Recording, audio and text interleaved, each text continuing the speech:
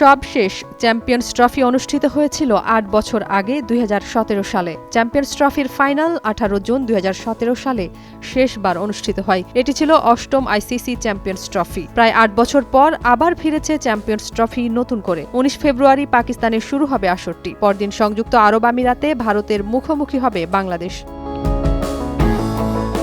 Champions trophy শুরুর ৫ দিন আগে প্রতিযোগিতাটির প্রাইজ মানি ঘোষণা করেছে আইসিসি। এবারের আসরের জন্য থাকছে মোট ৬৯ লাখ মার্কিন ডলার অর্থ পুরস্কার। ২০১৭ সালে সবশেষ আসরের তুলনায় যা ৫৩% বেশি। আসরের রানার্স আপ দল পাবে $১.১২ মিলিয়ন বা প্রায় ১৩,৫৭,০০,০০০ টাকার অর্থ পুরস্কার। চ্যাম্পিয়ন দল পাবে $২.২৪ মিলিয়ন, যা বাংলায় ১৯,৪১,০০,০০০ টাকা।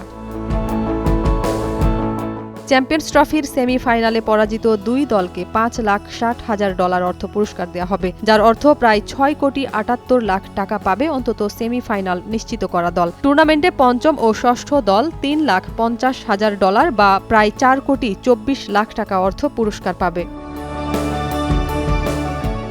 সপ্তম ও অষ্টম অবস্থানে শেষ করা দলের জন্যও আছে প্রাইজ মানি। এই দুই অবস্থানে থাকা দল $১,৭০,০০,০০০ টাকার মতো অর্থ পুরস্কার পাবে। সঙ্গে টুর্নামেন্টে অংশ নেয়ার ফি দেয়া হবে প্রতিটি দলকে, যা $১,২৫,০০০ বা প্রায় $১,৫০,০০,০০০ টাকার কাছাকাছি।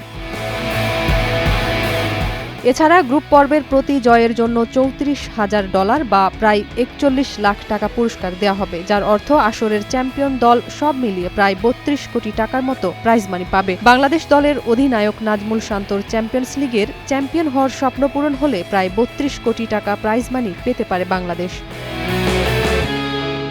আর শান্তরা যদি টুর্নামেন্টে কোনো ম্যাচ না জিতে বাড়ি ফিরে আসে, তবুও অংশগ্রহণ ফি ও টুর্নামেন্টের সপ্তম ও অষ্টম অবস্থানের জন্য ঘোষিত প্রাইজ মানি মিলিয়ে প্রায় $3,২০,০০,০০০ টাকা প্রাইজ মানি পাবে।